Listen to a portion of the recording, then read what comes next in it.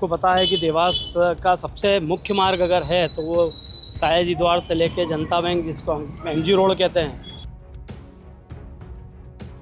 आपके पब्लिसिटी के जो बोर्ड रहते हैं, आपके एडवर्टाइजमेंट रहते हैं, वो सब आप अपनी हदों में अपने शटर के वहाँ तक लगाएं। एक हमारी बेसिक रिस्पॉन्सिबिलिटी बनती है। आज हमने उनसे गुलाब का फूल देके सभी व्यापारियों से विनम्र अनुरोध करा है, विनम्र अनुरोध। देवास नगर निगम क्षेत्र अधीन जो मुख्य मार्ग है एमजी रोड पर, उसमें अवैध अतिक्रमण और अतिक्रमण मुक्त करने की जो मुहिम है, उसके चलते देवास सभापति और कमिश्नर यहां पर लोगों को समझाइश देते नजर आए। क्या कुछ मामला है और किस तरह से लोगों को समझाइश देकर के शहर व्यवस्थाओं को बनाने का प्रयास किया जा रहा है सभापति? देखिए, आपको पता है कि देवास का सबसे मुख्य मार्ग अगर है तो वो सयाजी द्वार से लेके जनता बैंक, जिसको हम एमजी रोड कहते हैं, उसकी ट्रैफिक को लेकर काफ़ी अव्यवस्थाएं थी। आज हमने, चूँकि ताली एक हाथ से नहीं बजती, आज हम व्यापारियों के पास गए, हम लोगों ने उनको गुलाब का फूल देकर ये विनम्र निवेदन करा है और उनसे उससे कि पहले तो वो खुद जागरूक हों।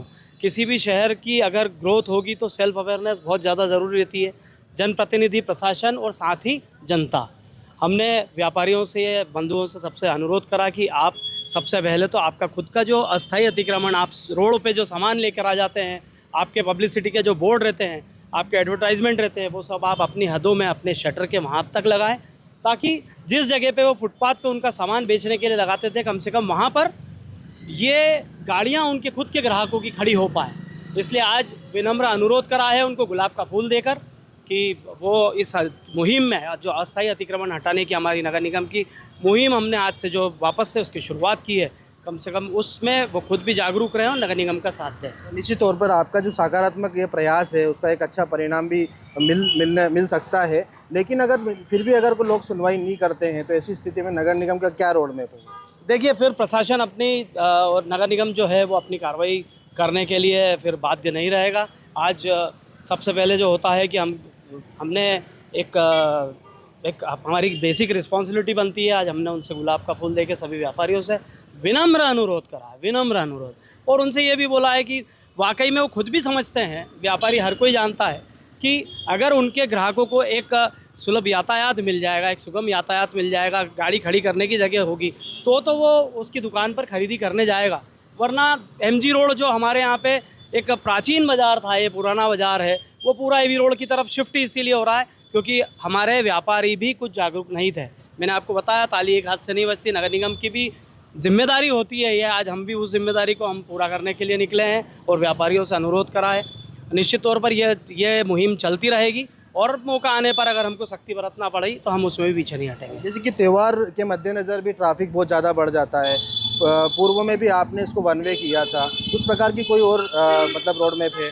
बिल्कुल, आपको मैं बता दूं कि हमारे लोकप्रिय विधायक राजमाता जी के द्वारा 6.25 करोड़ रुपए करीब की डीपीआर सैंक्शन हुई थी, जिसमें 2.25 करोड़ रुपए एमजी रोड मुख्य मार्ग के लिए हमारी डीपीआर स्वीकृत हो चुकी है। इससे पहले भी हमने टेंडर डलवाया था, बट हमने पुनः उसको डीपीआर को चेंज करके फिर भेजा था। पहले टेंडर में जो हमारे इलेक्ट्रिक पोल है एमजी रोड पे, वो पोल शिफ्टिंग नहीं हो रहे थे। अगर हम इलेक्ट्रिक पोल उनको पीछे शिफ्ट करते हैं तो वो हमारे जो इस एमजी रोड पर रहवासी है उनकी गैलरियों पर इलेक्ट्रिक लाइन आती, इसलिए हमने डीपीआर चेंज करी और उसको डीपीआर को चेंज करके उसका अमाउंट चेंज करके और हमने अंडरग्राउंड इलेक्ट्रिफिकेशन का प्रावधान उसमें लेके आए और वो स्वीकृत हो गया है। अब फिर टेंडर डलेंगे और एमजी रोड का चौड़ीकरण होगा। पर चूँकि मैं आपके माध्यम से कहना चाहता हूँ, चौड़ीकरण तो अपनी जगह है, वो होता रहेगा, टेंडर डलेगा, पार्टी आएगी, पार्टिसिपेट करेगी, देन उसको अलॉटमेंट होगा, एग्रीमेंट होगा और फिर वो काम चालू करेगा। समय लगता है उस चीज़ में, पर चूँकि हम लोग जब तक वेट नहीं कर सकते, अस्थायी अतिक्रमण तो हटा ही सकते हैं, वो तो हमारे हाथ में, उससे कोई टेंडर निकालने की ज़रूरत नहीं पड़ती। तो ये काम हम लोगों ने आज से शुरुआत की है और अधिकारी जितने नगर निगम के और पुलिस प्रशासन आज 7 बजे आके और सब लोगों से अपील की है और निश्चित तौर से ये वाली जो हमारी मुहिम है ये रंग लाएगी।